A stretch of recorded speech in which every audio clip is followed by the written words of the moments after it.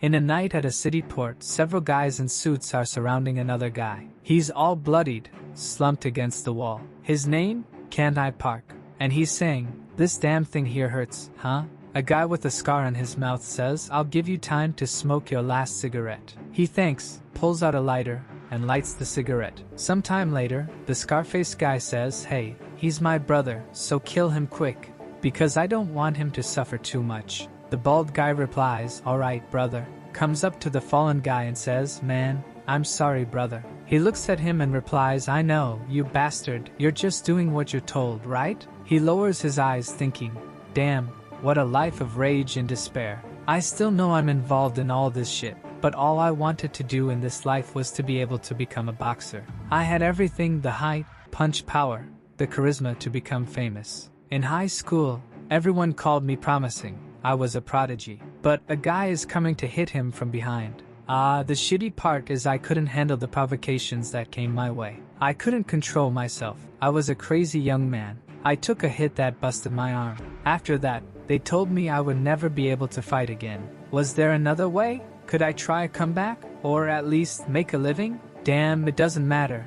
It's too late for regrets now." He got hit in the chest. "If I had one more chance, even just one more time, I wanted to fight just one more time." And like that, the life of Kent Park ended. But soon enough he heard voices from afar. Someone said, "Callie, you're useless, man. I'm ashamed to be a boxing apprentice from the same place as you." "Hey Callie, wake up, man. Damn, man, did this idiot die? Screw it, I don't care about him." Another voice says, "Hey, let's go, brother." Confused, Kent Park wakes up. "They're calling me Callie?" The guys fled the scene. "Better we get out of here." And then, there are 3 kids running and a blonde boy, all bloodied on the ground. Opening his eyes, they're but almost lifeless. He wakes up, gets up. "What is this? I died, I'm sure. I just got stabbed, didn't I?" This is our protagonist, Callie. The scene changes to a group of teenagers with a guy giving a speech to them. The losers of the fight will go to the mine. Of course, if you win, you stay here.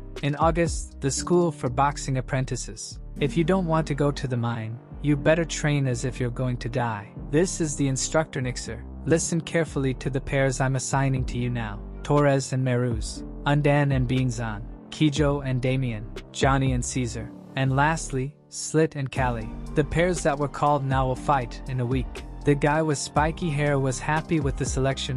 "Perfect, Captain," while the weaker folks were stunned. "Hey Captain, are you telling us to die, man?" Callie understood the situation. Is this what he's going to do? Pit the strongest against the weakest. The mine is a dangerous place, where many people die and get diseases. The environment there is much worse than training hard. If I go to that place, I might end up having some lung problems. I have to avoid going to that place at all costs. Nixer then speaks, "And Callie, follow me. There's something I have to ask you to do." The kid with dreads didn't like it. This Callie is getting special treatment again. The one beside him says, "Man, he's an idiot who can't keep up with anyone in training. So it's whatever, brother." The scene changes to the 2 talking and Nixer tells him, "I sent your name to the owner to prepare your pantry." Callie replies, "Oh really?" The teacher finds it strange. Why does Callie seem so calm? Then he continues speaking. "Callie, you don't have the physique of a fighter. Your bone structure is small and the same goes for the mine. You're going to die soon if you keep going there." Callie looks at himself. Really, with a body like this, if I keep going to the mine, I will die before a year. Nixer says, "I'm going to recommend to the owner that you be sold to A."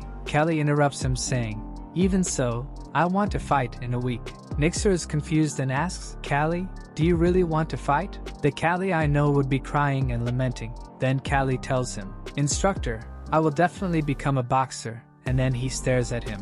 Nixer laughs. "If that's the case, then I won't say anything else. When you change your mind, just come talk to me, Callie." Callie walks away thinking, "Are you sure about this, Callie?" "Of course not. Until recently, I was a criminal living on Earth. I was Park can't I? But this here is a new life. In this body, as Callie, it's my chance to fight again. The shitty thing is that this body is too weak. The bones are weak and there's no endurance. Probably, my growth is delayed and my punches have no strength at all. Besides, it seems that Callie was a victim of a lot of bullying. It must have been because of his body. A second chance is great, but this body here." Someone then calls his name. "Hey Callie, When he looks back, here come these guys again. 1 second and he gets hit in the face. I never liked this bastard here. The fact that the instructor keeps calling him all the time also pisses me off. He was bragging that this guy's father was a champion. He should just die, man. Insignificant bastard. A guy on the side says, really, this kid is pathetic. Oh, but what happened today? Normally, he would already be crying on the ground, as usual, but he's resisting. The protagonist thinking, what a disgrace. How pathetic was the owner of this body. Slit looks at him. Hey, I just want to see you in a week. Don't show up in front of me. Callie responds, perfect, because in a week, you're going to the mine. Slit rushes to hit him from above. Callie looks at it thinking, truck, his punch is huge. With this body here, it won't work. But how wait, his punch is too slow. What is this? Poof, easily already dodges. Wait, how did I dodge? Just like that? That grabbed the attention from the boy in the tree. Slit comes to give another one, while Callie thinks, it's not an illusion, it's so clear. The trajectory of the fist, every detail of the hand. It's as if I could see everything. It's like he's fighting in slow motion. It's here where the guard is lower, hit right in the solar plexus. The kids all get a shock, but Slit grabs him. What? Callie, you're dumbass. Unfortunately, his punch didn't do anything, and now, he's going to be beaten up. Some punches later the guys are leaving. Trash like that, making jokes. But the guy that was in the tree looked back, stares at his body, and turns around. The protagonist was smashed on the ground, but he was dying of laughter. Why didn't I notice until now? The thing that's as important as weight in boxing, coordination and reflex. The coordination of hand and eye, that can see every grain of sand, and that follows your movement, and reflexes that can dodge any punch. It seems I have quite a useful gift, don't I? Ha! I'm not going back to that mine. I'm going to fight and win, and I will survive in this place. 20 years ago, the rising revolt of the armored gladiators. A situation so tough, even regular troops would have trouble dealing with it. The kingdom, barely managing to suppress the rebellion, later abolished the system of slave gladiators. And that's how the fighters were born. The fight to destroy an opponent with just fists. That delighted the audience. Okay, that was what I found out about fighters in this world. But this body is so trash. Then we see everyone's running in the morning exercises. Damn, if I get too tired, I'll be even more exhausted for the fight. The guy next to him. Hey Callie, you're already tired, my man. It's better if you run slowly. But he says, I'm fine, man. I don't care. I'll do everything I can to survive in this place. If I can't get strong, I won't even stay alive anyway, so whatever. A voice then shouts, it's over now, everyone, stop. Callie is thinking, damn, I could run better even when I was drunk. Nixer stares at Callie. That kid always lagged behind, and now he's in the middle of everyone. If he had shown this determination before, we wouldn't have to let him go. What happened to him? Some kids are talking there. Hey man, you don't think Callie ran too much for someone who got beaten up today? The guy next to him. Dude, don't you think he's been strange since we hit his head? Nixer hears. Callie hurt his head? What are you saying? Hey, Instructor Nixer. They then told him everything. And then Nixer calmly asked, Callie was beaten up by another group? Yes, I think he was beaten more than usual, you know? I even thought he was dead because he was bleeding everywhere. Ear, head, nose. Hey, Nixer. Could that be what made him change so much? The near-death experience? Who knows? But it's good to keep an eye on this kid. Understood. Well, everyone, run 15 more laps. Then they had individual training in the afternoon. Everyone is working hard to avoid going to the mine. Callie thinks should work as hard as them. And there they are, bumping there. But this training method won't be effective. Even giving my best, I won't be able to gain enough muscle to cause damage with this body in a week. All I need is to hit the jaw. A crucial point, right on the chin. It's the only place where I will be able to cause significant damage because it will make that kid's head shake. That's it. Hit and make him fall. Precisely, perfectly, right on the chin. A guy appears behind. Callie, what are you doing now? I'm in the middle of my training. I know that. Why aren't you training like the other guys in our group? Callie replies, I have my way of training. For me, they're all outdated. The instructor gets angry. What an insolent little kid, huh?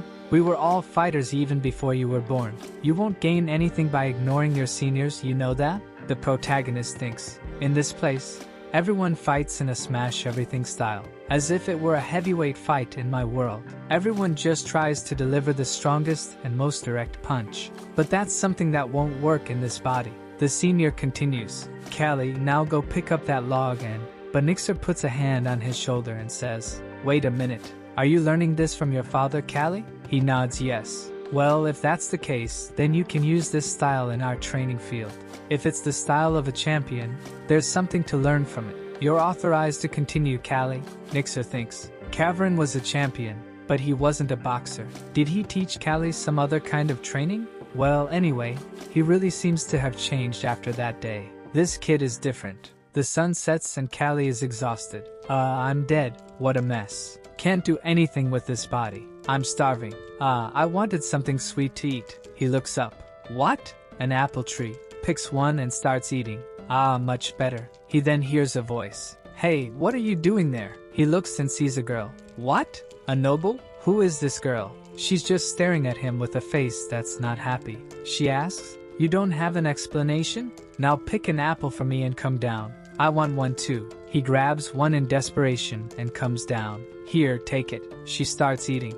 Good job. But aren't you a slave from the training camp? Don't tell me you don't know this is the garden of a noble family. If you're caught, you'll be punished. He tells her, I really didn't know. Damn. If I get punished and get hurt, how am I supposed to compete? Then she laughs. It seems you also don't even know who I am, do you? My name is Azalea August. My father is Baron Godolph August, and he is your owner, your master. Now tell me your name, slave. I'm Callie. She says, Callie, I'll pretend I didn't see what you're doing, okay? Because you gave me this apple. If you get caught again, I'll have to use the whip myself. Now get out of here before others see you. Callie says, thank you, miss. Then he runs off. That was close. From far away, she kept looking. He's so skinny. Seems too weak for a boxing slave, Callie, huh? I'll remember that name. Then we see our little protagonist, training his jab. Take that, Spence. Everyone is looking. Callie's weird man. He's drawing everyone's attention with his strange training. That day, he even managed to punch me. If this continues, he throws the wood on the floor. What the hell? Look at the kid. Hey, where are the instructors? Wasn't he supposed to be here? The kid with dreads says. The master called everyone, and they left. Perfect, I'll test my opponent. I have to show everyone who's boss around here. Starting with this one. He comes to grab Callie. I'm going to crush him, but just dodges, son, turns around by reflex, and almost hits his jaw. He stops right before and says, sorry man. I was so immersed in my training that I didn't realize you were next to me. I was about to hit you by accident. Slit replies, I'm good. Callie tells him, good bro. It would be shit for you to have to fight injured, right? Slit was somewhat speechless. Then Callie says, well, I'm going back to my training then.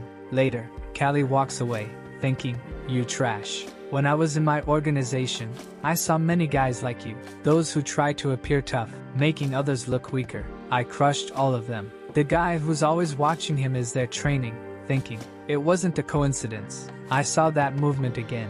Then he says, hey Slit, you're pale. What's the problem, brother? Are you worried about your fight with Callie? Slit turns around, saying, worried? What are you talking about, man? It's my luck. Thank goodness I have to fight Callie. A skinny one. Nothing better than this. The guy says, you know that Callie's changing, you see? Normally he'd be complaining, annoying everyone, and we beat him up. But lately, he's not like before. I saw in his eyes that he was confident in his victory. You'd better not be negligent and not lower your guard. Slit is losing his cool. Everyone is giving attention to Callie lately. Even Torres now is talking about him. But then Torres comes to Slit and tells him, relax bro, it's Callie after all. Just beat him up and send him to the mines, right? Slit says, of course, man. That's what I'm going to do. It'll be easy. Meanwhile, at the Godolph mansion, a meeting is going on. The noble is speaking. It appears that the preparations for the fight are going well. Nixer responds yes. They even started living in the training facilities after they started training. The noble named Godolph. On this list, it appears we have a man named Torres, right? He's the promising one you talked about. What's he like? Nixer says he's quite promising. An extremely balanced fighter, a lot of strength and agility. Not to mention, he's aggressive and skilled. Besides, he seems to be always trying to improve on his weaknesses. He has the potential to even become a champion. Godolph says, I'm interested in this one. Also, there's something I wanted you to do for me. What is it, sir? As you know, the reputation of our training center has fallen. We're facing some financial difficulties and had to send half of our slaves to the mines because of a lack of resources. So, I want to invite some commoners as spectators and raise some money. I'm sure everyone is missing a good boxing fight, so they'll certainly enjoy this. Can you provide them with a fight worth watching? Nixer replies, yes, of course, thinking, this guy is my master, but he's incompetent. He's the reason our training center fell in the first place. Baron Godolph August is all because of his greed. He's been running this place for 15 years. In the first 5 years, he managed to keep it afloat because he inherited the boxers that his parents took care of. This is a barren territory with little arable land, so he always sustained the family with the profits from the training center. But now it's not enough. If only he hadn't sent those kids to the King's tournament 2 years ago. And then he remembers a kid saying, "Relax, Instructor Nixer. I'll go there and show what I'm made of." But they all came back beaten up. If you hadn't done that, the training center would have had some chance of recovering. Someone in them says, "Dad, I want to see the fight too." Azalea asks, "Can you prepare a seat for me?" The Duque asks her, "Why, my girl? Didn't you say you hated it because it was too barbaric?" She says, "Sometimes I think barbaric things can also be cool to watch." But Nixer advises, "Miss, it might be too stimulating for you." Then she replies, "I think stimulating things are fun." The father then agrees, "It seems you really want to see this." But she's thinking, "Actually, I'm not so interested in these fights, but I want to see for myself. How does that skinny guy fight?" And now it's the fight day. Everyone in the city gathers around the ring. Our protagonist is entering. Finally, the moment has arrived. Hands in the sky. Everyone shouting and Torres saying, "Easy." He already defeated his opponent in the nobility area. The Baron says, "Wow, that was really a great fight. You trained Torres very well and turned him into a champion in just a year." Nixer replies, "Thank you, master." The announcer says, "Next up, Slit and Callie." Azalea is there thinking, most guys are tall, muscular, but that Callie, he's short and skinny. Why does he think he can win with that body? Nixer is there reflecting, really, for a fighter, physical form is absolute, since a good body represents strength. However, there are some ways to win. The two are facing off. Slit says, "Hey Callie, why don't you just give up, kid? If you fight me to the end, you're not going to be okay, man." Callie hits him with his words. "If you were as good at punching as you are at making threats, you'd already be a champion, Slit." But inside, he's thinking, "I knew this would happen, but I can't even find a place to hit this guy. The biggest problem is the difference in physical form. Nothing will happen if I hit his torso. I need to hit the jaw. To do that, I need two things." But here comes Slit's punch to his face. He dodges the first one. Slit stares at him. Callie thinks, "I need to make him lean his upper body, like he did now." H keeps dodging. Each punch he throws, he always tries to move to the side, so the guy has to change the direction and lower his guard. But the audience is not enjoying this style.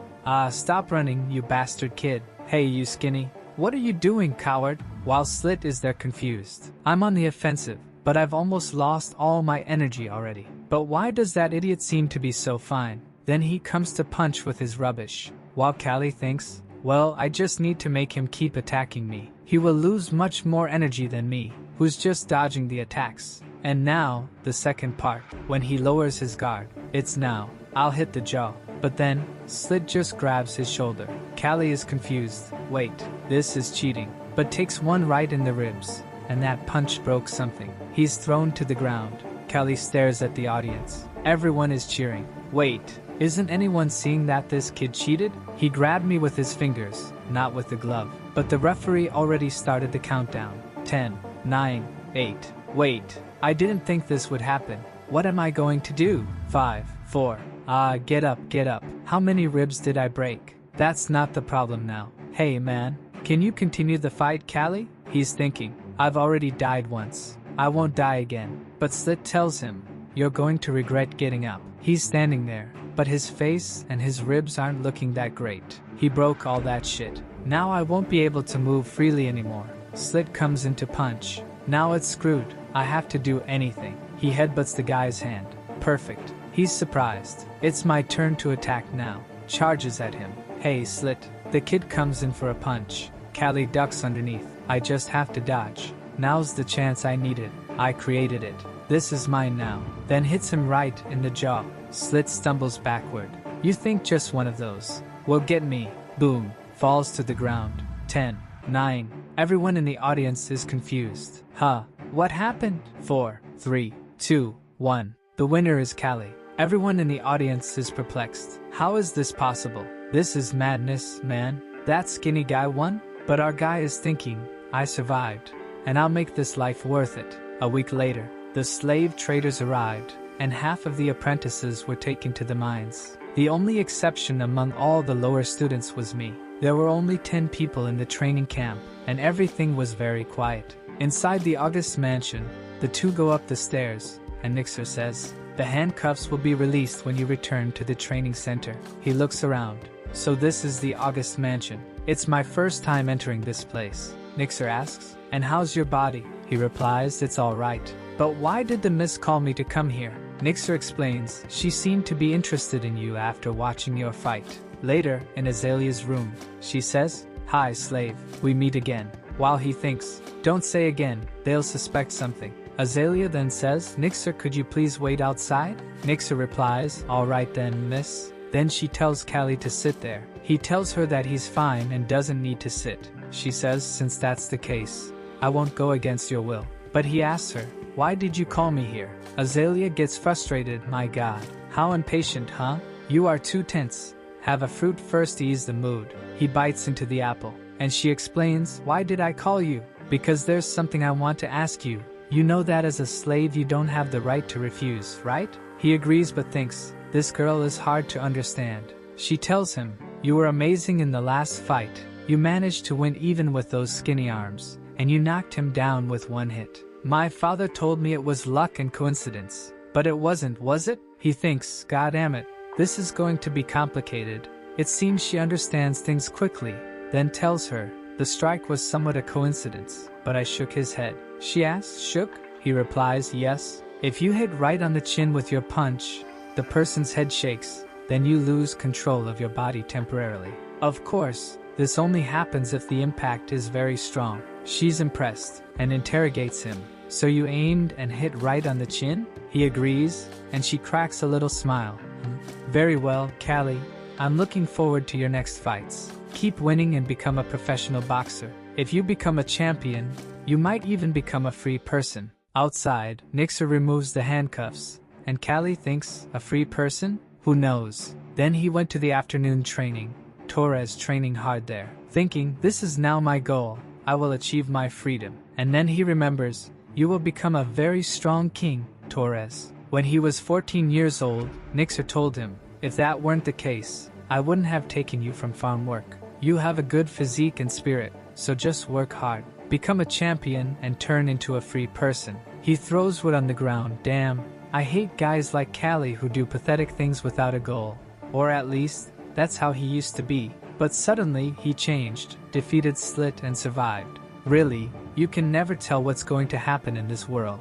Someone's speaking on the side. Hey man, lately Callie's been acting all high and mighty, hasn't he? How about we teach him a lesson, huh? Because of that coward, Slit went to the mine. A kid with green hair arrives. Hey Torres, what's up? Let's smash Callie, yeah? Hi, names is Koji, nickname, Praying Mantis. But Torres says, get out of here, you're interrupting my training. Koji replies, what's up? You're not coming with us? Torres thinks, if that kid really wants to change that much, I won't bother him. And I used to get mad and annoyed because he acted like a loser. But look at him now. His ribs are fully healed, and he's back to exercising in the same time it took them to heal. Not to mention, he's gained some muscle. But they went to bother Callie anyways. Hey Callie, haven't seen you here in a while. Callie thinks, I was wondering when you would show up. Koji asks, it was fun winning easily, wasn't it? Callie warns him, man, don't start that. It'll be a hassle if you get hurt. Koji gets mad. Callie, if you're here disguising your fear, relax, I'll go easy on you. Callie corrects him.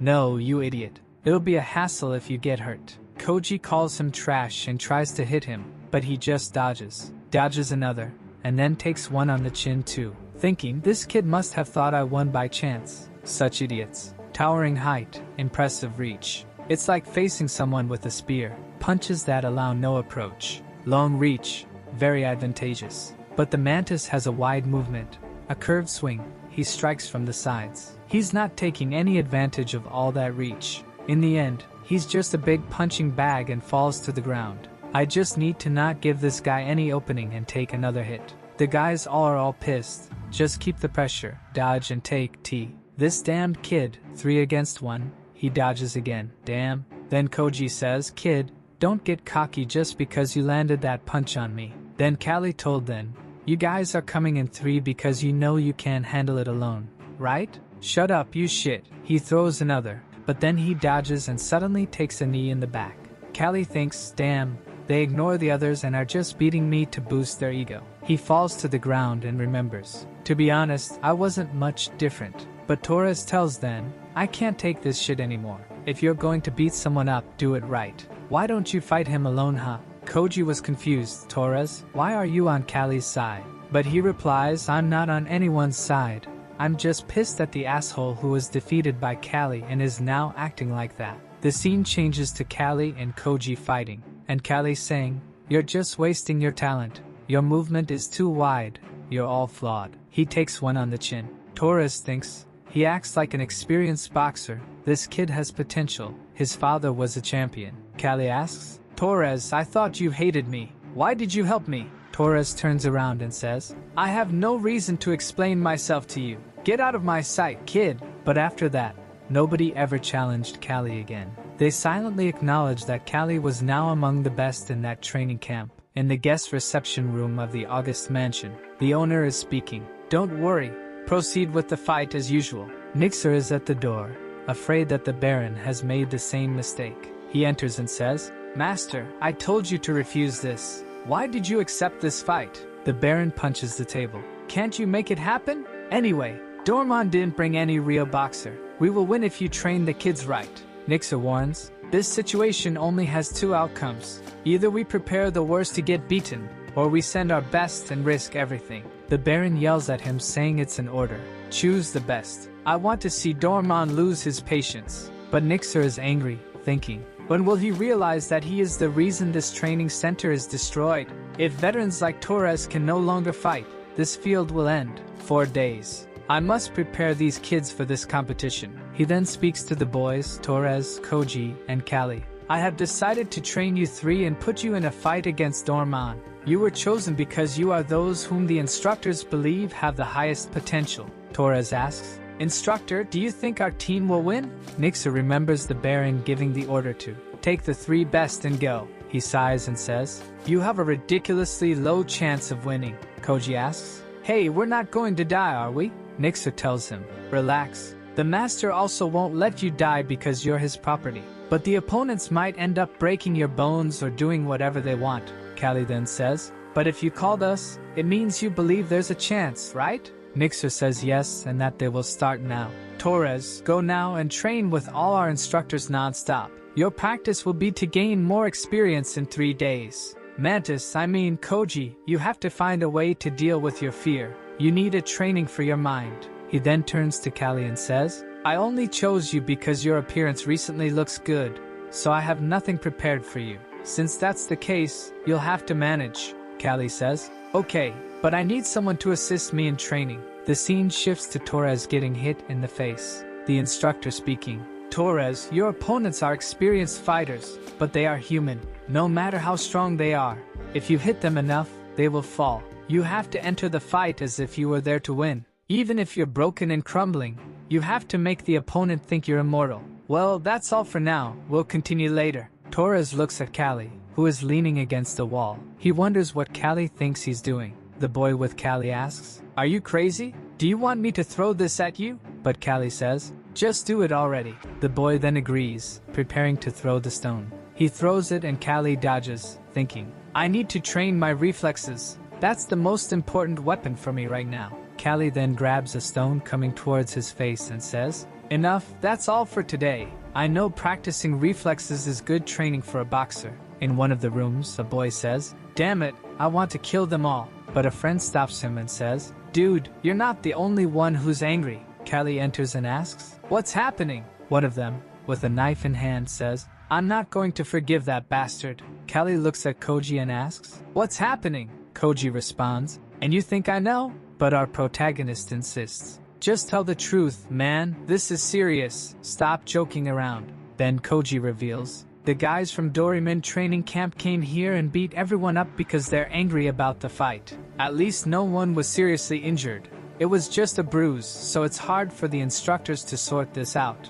We're going to be completely defeated, Callie." The guy with the knife, "Doraemon, those bastards, I'm going to kill them." Nixer enters asking, "What are you guys up to here? You're idiots, boys, already hitting one another. If you lose, it's over. Do you know why you got beaten today? Because you're weak. So get stronger from now on." Callie thinks, "Now I realize, after training and living with them, I've formed a bond with these guys. From now on, the fight isn't an event for the citizens, but a fight between proud and wealthy masters, and it's a competition to see which is the best training camp." 4 days later, at the August Arena, in the audience, a man says, "Do you see this? The stands are even shaking from so many people here." Another man says, "Half the population of the entire state came here today." Facing the three, Nixer hands out tea saying, "This is to help you relax. If you think you're going to lose, just raise 2 fingers high. It's better to have your pride hurt than to never be able to fight again. The order will be Koji, Torres, Callie. Get ready." Koji asks, "Am I the first coach?" He responds, "Yes, it's you. Now let's go." Callie calls to Koji. He turns around and asks what's up. Callie then gives a tip. "Don't let the opponent get close to you, got it?" But Koji responds, "You're an idiot, Callie. I have to stay close to hit hard." Callie thinks, "What a dumb kid. He should listen to me." Both are already heading to the ring and are announced. Apprentice from the August Boxing Training Center, Koji. Everyone sees and thinks, he's quite tall and still an apprentice. This guy has potential. But he's trembling there thinking, "Oh crap." Then the other challenger is announced. He will fight against a warrior with 14 victories from the Doraemon Training Center, the boxer base. Looks like they've invented steroids by the looks of it. Base says, "Hey kid, you know that long arms and legs don't make you strong, right?" Koji is already trembling, while Torres thinks, "Ah crap." Koji is freaking out, while Callie doesn't seem to believe much either. In the nobility area, the two barons are taking jabs at each other. Baron Dermont says that the boy from August looks like a child, but August retorts that only the fight will show what happens. But inside, he's thinking, "Damn it, Nixer, why didn't you send someone who would win this damn fight?" Then the fight begins. Base immediately goes for Koji, closing the distance, trying to land a punch on his face, which Koji narrowly dodges. The audience boos Koji, shouting, "Mantis, you just dodged, man. No one came here to watch this trash fight." Down below, Koji, still trembling, thinks, "If you want to see a pretty fight, come here and make it happen. It's easy to talk from there, isn't it?" Base advances on him again, asking, "How long are you going to keep running away, kid?" At that moment, Koji sees a punch and thinks it will hit his face. So he raises his guard, but the punch actually lands squarely in the middle of his chest. It sinks in with the force of Base's fist, who then mocks him for falling for such a pathetic trick. Before Koji can react, he receives another hit in the face. Then Koji falls hard to the ground. The audience is not enjoying the show, shouting, "This is boxing, get up, kid. If you're going to fight like that, you'd have been better off dead." But Koji, all beaten up, thinks, "I'm not getting up no matter what. How am I going to win this fight?" The count begins. 10, 9, 8. Just then, Koji thinks it would be easier to give up until he sees the Baron staring at him. Knowing he could be sent to the mines, which would be worse than getting beaten here, he gets up, thinking, "If I lose without throwing a single punch, I'll be kicked out of the center." Base says, "So you feel like fighting now, kiddo?" Koji responds, "Shut up, I'm also a boxer, you filth." He tries to remain calm, recalling what the instructor had told him. "Mantis, I heard you lost to Callie, is that true?" He admits it's true. Nixer then asks him, "Have you ever thought about why you lost?" Koji says he hasn't. Nixer explains, "I didn't see it myself, but I'm sure it wasn't a fight you should have lost. You have a very advantageous condition as a boxer, tall, with long arms and legs. It seems like you don't know how to use what you have well. You probably lost your cool and got impatient, which is why you let Callie get close to you. If you do that in this fight, you'll lose as well." With that, he recovers nicely, thinking, "I can't be afraid, I can't let him get close. I need to intercept the attack." Once again, Base charges, but this time, Koji manages to take advantage of his long reach and lands a punch on his face. Everyone is impressed, and Callie praises him. Koji is ecstatic. I landed my first attack, it worked. Now confident, he starts throwing a barrage of punches. With such distance, the opponent struggles to get close. Callie thinks, as I suspected, he has a lot of flexibility, and now that he's released the muscle stress, his attacks are very threatening. Compared to before, he's doing much better. Base charges again, but now he's the one having doubts. I'm ready to hit this guy, but he's too tall. I can't find an angle. I'll just defend until I find an opening. Then he sees an opportunity and says, my punch hurts more than yours. However, Koji dodges and says, got you, landing a punch on the guy's forehead and putting him on the ground. Koji looks around, looks at the coach, and celebrates. I won, all happy. The audience can't understand how he turned the fight around out of nowhere. Meanwhile, Baron August takes the opportunity to needle Dermon. Even his daughter is embarrassed. Dermon says there are still 2 rounds, so nothing is settled yet. The Baron then raises his hand, signaling the boy next to him, and says, tell Nixer I don't care if they die, just win this thing. Whoever loses today, goes to the mine. Nixer receives the message and informs everyone. You heard? He said he'll send the loser to the mine, but he's drunk right now, so I'll change his mind later. But understand, this risk exists. If you're in danger, it's better to surrender. Torres stands up, defiantly stating, no need, because I'm going to win. Callie, observing him, thinks, Torres really has a fighter spirit, but that guy named Muga, I think he's on a different level. Torres's opponent is far more experienced than he is, and as he enters the ring, he advises, I'm going to give you a piece of advice, Torres. I'm different from base. If you don't want to get hurt, give up now. But Torres cuts him off. Shut up, old man, let's fight. And so it begins. Muga immediately comes at Torres. The exchange of punches is frenetic. Callie has no idea what will happen. Punches fly, blood sprays, Torres takes hits, then hits back. He manages to land the first few punches, taunting, woke up to reality, old man? But inside, he's thinking, even if I feel like I'm going to collapse, I need to keep acting like I'm going to win this. Muga says, you really do look like a soldier, kid. I take back what I said. He moves into punch. Torres is confused by the movement, and it turns out to be an elbow strike, which hits him square in the face. Torres says, old man, don't you know elbow strikes are against the rules? But Muga responds, too bad these fights always have accidents, don't they? Torres says, alright then, let's play. 18 fighters have fallen to my fists, and even though I haven't become an A-level fighter, I'm proud to be a veteran. But this kid is just a mere apprentice. Why won't this kid fall? The audience wonders, thinking they're watching 2 wild boars fight. This fight is really good. Callie thinks they fight like barbarians but are on a completely different level. Until Muga takes another hit on the nose, fireworks, and Muga collapses on the ground, knocked out. Nixer says, good job, Torres, that was excellent. You met all the audience's expectations. Torres is battered. Callie says, you did well, Torres. Who responds, Callie, the honor of winning the entire victory is in your hands, kid. Confidently, Callie says, no problem. I'll finish this here. Then the announcement is made. Now, the final fighters of the competition, Doraemon fighter, with a record of 13 victories, Verito, and the young fighter from the August training camp, Callie. The audience boos, saying, this kid is smaller than my son. But Azalea and the people from the August training camp are cheering for him. Azalea asks Valkyrie if he knows Callie. He replies, yes, I helped him with training. He asked me to throw stones at him to dodge. Azalea is curious. Stones? Baron Doraemon comments, ridiculous. I must have let my guard down, but this kid will be easy to beat. August responds, I left the last for you to save your reputation. While Azalea thinks, I want to see what you'll do this time, Callie. In the ring, the 2 face each other. Verito says, sorry kid, but I can't let you leave unscathed, and immediately charges at him. Callie thinks, damn, he's much faster than I expected. Steps back. This distance is dangerous. He tries to sidestep, but Verito corners him again. Callie thinks, he's blocking my movements. Probably wants to finish me in that corner. I have to avoid this. He tries to punch, but Verito blocks, saying, too weak. The audience is not enjoying the fight, shouting, what is this crap? Fight properly, man.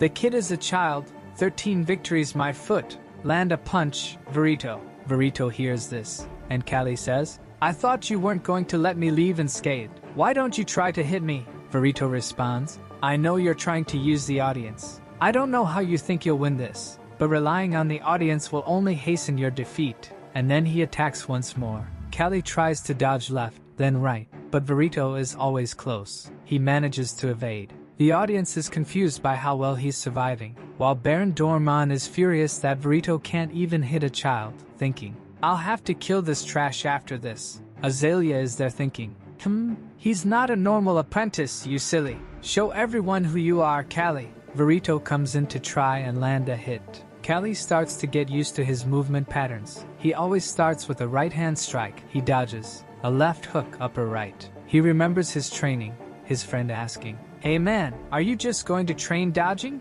Callie had responded, Look at my body. Do you think it can take a hit? If I get punched, I'll be knocked down. But his friend countered, I understand, but you won't win without throwing a punch. Back in the fight, he's thinking, dodging is buying time. Time for what? Time to observe movements, to learn patterns. The foot he uses to prepare for an attack. How he uses his chest, shoulder, waist to prepare for the punch. After that, it's just about figuring out the pattern for a counterattack. I don't know if my glass body will hold, but I have experience, and I have sharp vision. Verito comes in again. Callie dodges and goes for a hit in the face, succeeding with a cross that sends Verito stumbling back. The audience is confused, and his friend thinks, Damn, was it true? He really learned this guy's pattern. Verito tries to get up, thinking, What the hell was that? Callie is staring, silently pleading for him not to get up, thinking, My right hand is busted. At most, I can throw just one more punch with it. Verito punches the ground. You bastard, I'm going to get you. Callie thinks, Now I'm in trouble. Verito decides to play dirty, no matter how fast this kid is, and throws sand in his eyes. Now let's see him dodge without being able to see. Azalea shouts, That's cheating. But Dorman says, It's his fault for letting it happen. It's normal to get sand on your hands after getting up. Callie thinks, Damn it, I can't get used to this dirty boxing at all. After taking a punch to the face and flying to the other side, he touches his nose, feeling the hit. Damn, that hurts a lot. Then he stands up, eyes closed, imagining, as Verito advances, saying, It's the end for you, scum. Callie reflects, I just need to stay calm. The analysis is done. He always starts the same way, with a right-hand punch. Dodged, now his chin will probably be here. And with that, he lands a precise punch blind. Callie raises his hand. Azalea thinks, Is this what I traveled all this way for? Callie celebrating, Nixer says, To think all of you would win, huh? After this fight, Baron Dorman left the territory as if fleeing. And as a reward, the Baron paid for a barbecue for everyone. But 2 months later, the harvest season arrived. Koji drops a box of potatoes on the ground. Damn, do these guys think we're farmers? Callie says, Don't complain, this is perfect for gaining muscle. Callie's body underwent many changes. The farmers came to thank them. Thank you for all the hard work, Callie. You're free to take some. Callie thanks them. Thank you, sirs. The farmer then asks, By the way, are you going to Duke Wistery's Autumn Festival? Koji says, No, we're apprentices. We can only leave here after a year. The sirs respond, Is that so? I was dying to see your fights again. With that, they leave, and Callie asks, Hey Koji, what is this Autumn Festival? Koji explains, Are you dumb? The highlight of this festival is boxing. Our master is one of Duke Wistery's vassals. Didn't you know that Dorman and Auguste are competing against each other for the Duke's sponsorship? But Dorman is currently leading all this. Callie says he understands. Koji teases him, saying, You little pest, you must have taken a blow to the head back then, huh?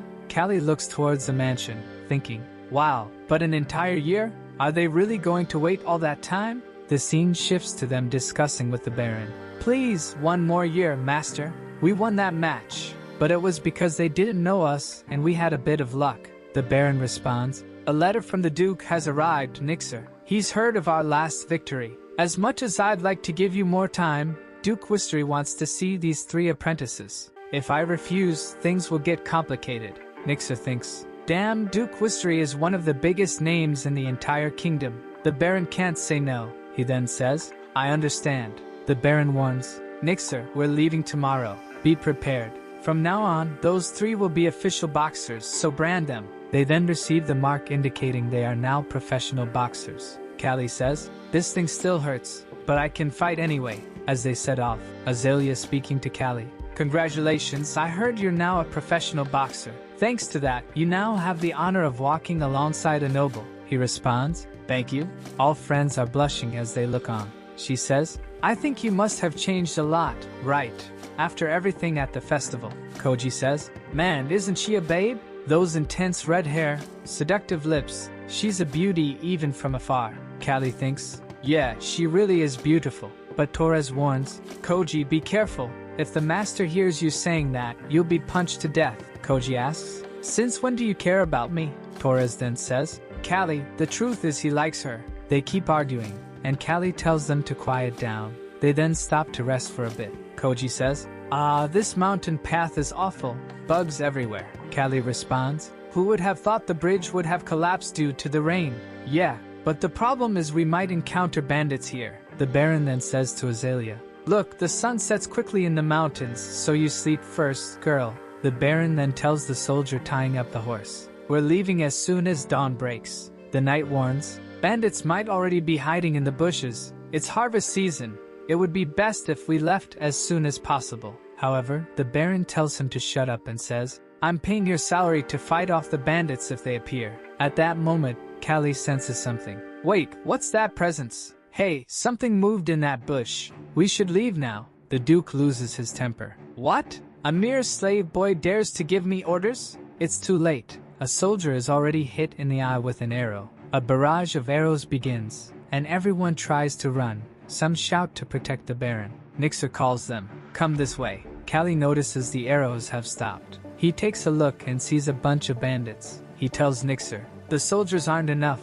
Unlock our handcuffs so we can fight." Koji says, "Me too." They are unshackled, but Nixer warns, "Only engage those who come close because our priority is to protect the Baron and the lady." Suddenly, someone appears behind saying, "Found you," and makes a move that Callie blocks with the hilt of his hand, and then hits the attacker in the face, before turning and saying, "Don't just stand there, let's go." Torres thinks, "This kid is insane. He's definitely not normal." Callie runs with one goal, to find Azalea. The Baron is screaming, asking to be let go. Callie runs past, and the Baron informs him that Azalea is still in the carriage. He heads towards the carriage but sees a man approaching fast. He says, "Hey, stop there." The man turns, smiles. He tries to hit Callie, who defends again with the chain. But Callie thinks, "What strength is this?" Then, the man opens the carriage door. Azalea screams in shock. Callie is startled, and the man exits with her in his arms, semi-conscious, and flees immediately. The Baron shouts, "Azalea, someone rescue her." Callie goes alone. "Alright, I'm on it." But the man runs towards a cliff. Our hero tells him, "Stop, you idiot, you've got nowhere to go. Let her go." The man says, "Kid, you seem to be a slave. Why don't you join us, huh?" Callie asks, "What kind of recruitment is this? You're pointing a weapon at me. If I follow you, will I end up dead like every other bandit?" The thief responds, "Then the talk is over." Our hero notices, this guy's movements are too rehearsed, and asks, "Gladiator?" The bandit confirms, "Yes, with 42 victories," and goes for the attack. Our hero is frightened. A one-on-one fight will be tough with this guy. He dodges and moves back. The bandit is confused. Did this guy run away? But when he looks, Callie has already grabbed Azalea and is running. Without a second thought, he jumps off the cliff thinking, "Why fight when I can run?" They fall into the water. Azalea wakes up a while later with Callie calling her name. She gets up, and he is relieved. "Phew, finally you woke up." After a while, she says, "I got the situation. You better remember that guy with the eye patch who hit me." Callie feels quite proud. To think the desert camouflage techniques would come in handy. Azalea looks at him and says, "I'm really cold, light a fire at least." But he explains that it's not possible. The trees are too wet to be lit, not to mention that guy might end up finding them. She calls him useless. Callie notices she's shivering from the cold. Her clothes are wet and lowering her body temperature, so he explains, "Azalea, if you keep those wet clothes on, you'll catch a cold. Your body will warm up faster if you take them off." Naturally, she takes this the wrong way. He says she's got it all wrong. He just thinks it's better to do this than to die of cold. He'll turn his back so he won't see. Ella retorts, "You're being quite bold, aren't you? Callie responds. I have to protect you from now on. If anything happens to you, I'll be killed. Shyly, she warns, you better not look back. If you do, I'll stab you with my blade. Our hero replies, alright. Internally, he's thinking, don't imagine anything, better not to think too much about this. Then she tosses her wet clothes onto a rock, and he asks, are you feeling better now? But she's still shivering. Even without her response, he knew she wasn't okay. After all, he was freezing too. He then says, I know what the solution is.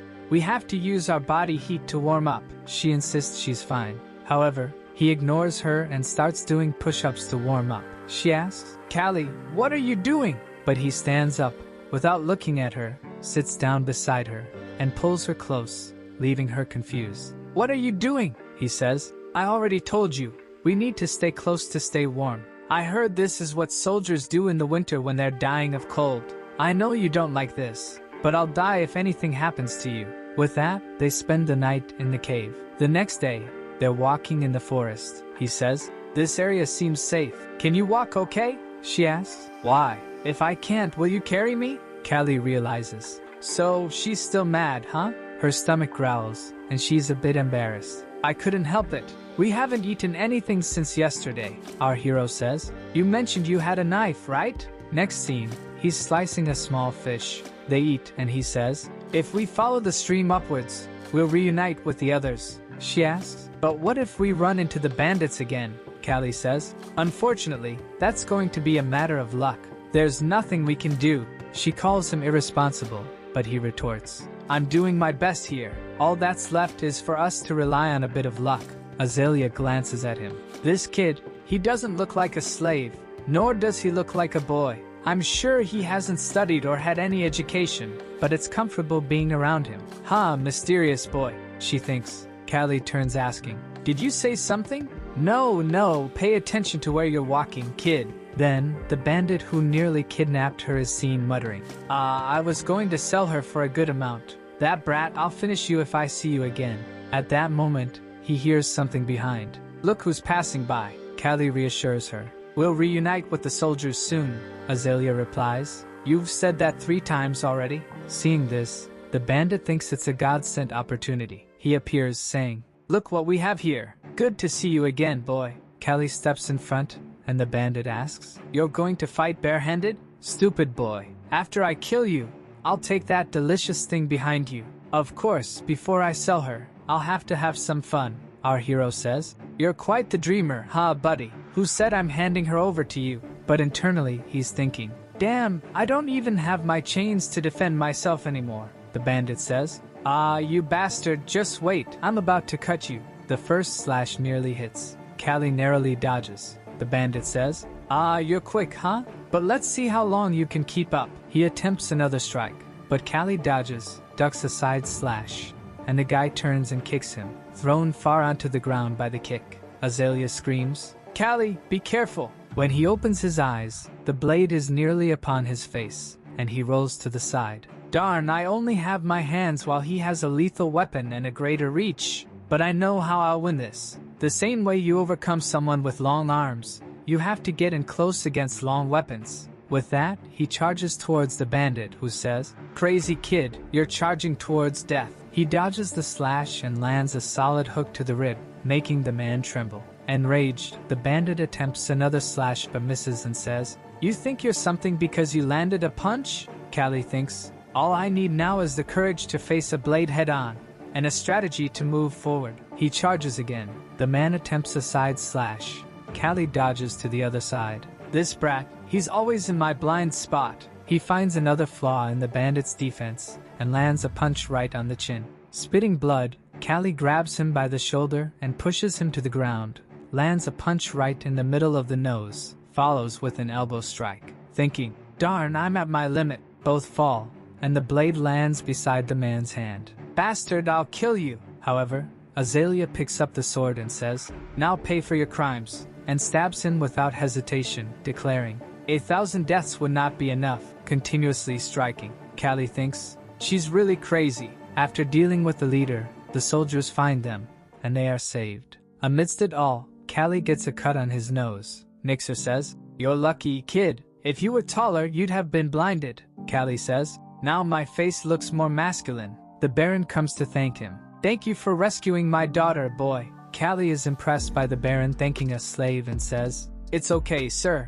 I just did my task. But the Baron says, Rest, you've earned it. Now those guys, those scoundrels, don't do any work at all. You're a young man who had to do what a warrior was hired to do, Koji then asks. Anyway, you beat a splendid gladiator. What kind of technique did you use? Callie says. Having a weak appearance has its advantages. The opponent always lowers their guard, Koji says. Don't lie, kid. You beat a gladiator. We were even allowed to travel by carriage. Finally, they arrive at the Duchy of Euster. Duke Euster greets the Baron. It's been a while, Baron Auguste. It must have been a long journey. The Baron responds, Thank you for having us, sir. The Duke then says, Azalea is also here. You really remind me a lot of your mother, girl. She thanks him. Thank you, Sir Duke. Callie is there in the background. Earlier, she had told him, One of my servants is ill, so you'll have to take me there. You're the only one suitable for this, since everyone else is muscular and too aggressive. Hearing this, he thought,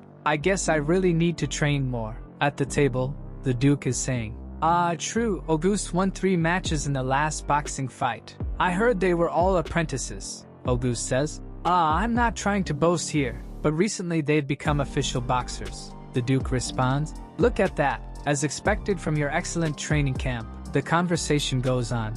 Azalea bored with the place. She whispers something to her father, then turns and says, Callie, follow me. The scene shifts to them walking in the city. She says, I would have suffocated if I stayed any longer in that place. I didn't even want to come here because these old men only talk about boring stuff. Callie says, Hey, you seem upset. She explains, It's because my father is obsessed with finding me a husband. Isn't it terrible that I'll be tied to someone I don't want? Callie responds, I don't really know what to say in this situation, but Azalea declares, I won't let that happen, Callie. Oh, this is a local delicacy. I bet you've never tasted anything like this. Callie thinks, Really? The only sweet I've tasted here was fruit. Wow, this is really good. Azalea gets convinced, and Callie becomes shy. She is very beautiful and attracts many gazes. But then, there's that old woman staring at him. The old woman approaches, asking the beautiful lady if she can read her fortune.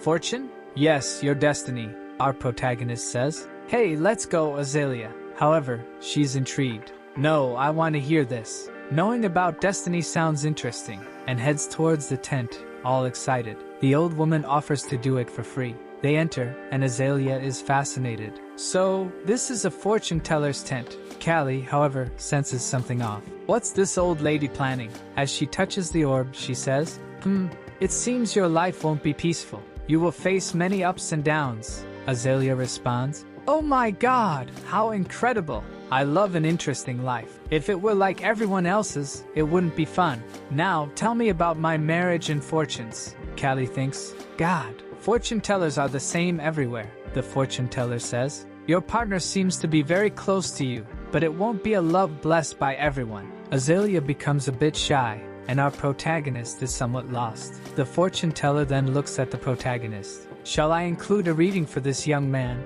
What do you think? However, he responds, No, I'm good. But Azalea insists, Hey, don't be a spoil sport, it's free. So, the fortune teller does a reading for Callie, saying, I see a place so distant, a place that people here can't even imagine.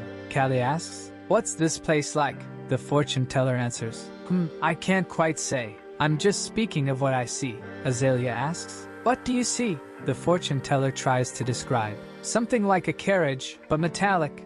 A human talking in a box of glass. Callie is confused. Wait, is she actually seeing my past? The fortune teller says, You have a very unusual aura around you, as if you have the spirit of a guardian by your side. Azalea says, Wow, maybe that's why you're a boxer. It seems to be the reason for your victories. But Callie replies, That's a myth. Only an idiot would believe in those things. She gets a bit angry, saying, I know about these things too. You don't need to lecture me, and leaves the tent. He stands up saying, Miss Azalea, that's not what I meant.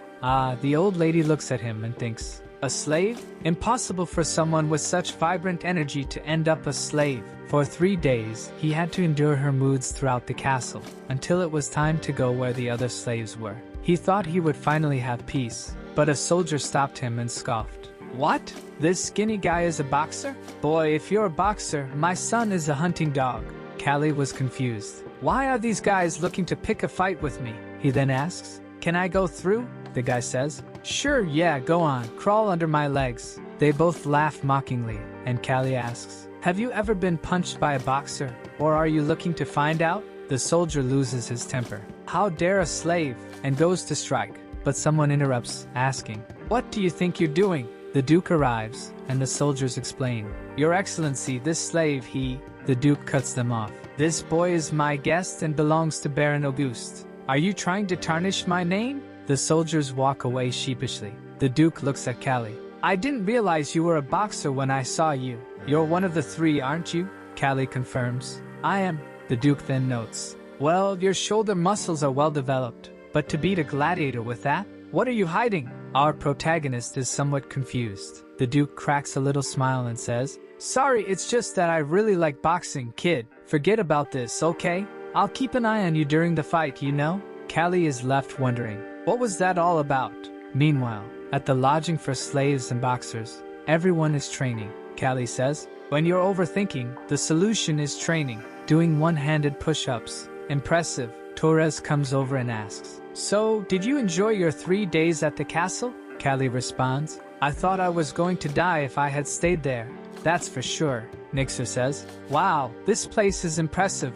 These kids have grown so much since the last time I saw them. They are the strongest boxers of Doryman. If we're lucky, we might avoid fighting them. The number chart could be completed before our fight. Torres asks, Instructor, is it really luck that we're not fighting? Nixer explains, For now, yes, it's too early for you to fight the boxers from this place. Suddenly, Torres challenges him. Are you telling me to just rot from training? I'm ready to beat those guys. Nixer gives him a stern look, and then punches him in the stomach. Don't make me laugh, kid. You're still a child and would be killed in the preliminaries. You really need to learn your place. When a boxer has dozens of consecutive victories, it means he has a lot of people under his feet. If it weren't for this fight, I would kill you guys. Torres apologizes. Sir, I was wrong, Nixer says. No matter how strong someone is, one wrong move, and it's the end. Koji says, I'm worried about you. At that moment, everyone hears a commotion. It's the ogre. The ogre of Doryman has arrived. Nixer, the ogre? When people look, 3 meters? 4 meters? Nixer is scared. My god. Doryman really went all out to bring this monster. Koji is trembling. Hold on, is that guy even human? Nixer explains. Everyone calls him a monster. Callie, looking, thinks, don't mess with me. It really looks like an ogre out of a fantasy book. The ogre of Doryman, a warrior with 76 victories in 1 year. According to rumors, he tears his opponent's limbs off with his hands. His nickname really suits him. Koji says, Hey coach, isn't that dangerous, man? Everyone will give their best, but what if we have to fight this ogre? The coach tries to explain. Our master probably chose to fight where this ogre won't go. It might happen, but the chances are small. However, I can't guarantee. Even Torres is speechless. That nickname isn't exaggerated. The guy is of another race. What is that? Koji, trembling, says. Callie, your punch won't even reach that guy. Mine might touch. But you? When he looks at Callie and he's there thinking of a plan. Alright, my fist won't reach his chin. And even if it does, it won't have the strength. What do I have to do? I have to make him lower his body as much as possible. But how? Wait, maybe I need to tire him out and then hit the leg? No, but still, I don't know. Koji can't believe it. Wait, is he thinking about how he's going to beat that monster? Sometimes I think you, Callie, are the weird monster. The barons and all the guests are staring at the list of fights. The schedule is available. Make sure to check your location precisely. Well, see you soon. Nixer asks why one of the guys put some fighter to go against the ogre. August explains. It seems they lost 2 apprentices, and he got mad. So it was basically a death sentence. Nixer, didn't you come here to check out the matches? Nixer says, Right, well, let's see. Torres on the first day, Callie, and Kijo on the second. The only thing we can hope for now is for the viewers to leave a like on this video to help Mamoru. Thank you so much to watch my brothers. Ring that bell to catch on the next CYA.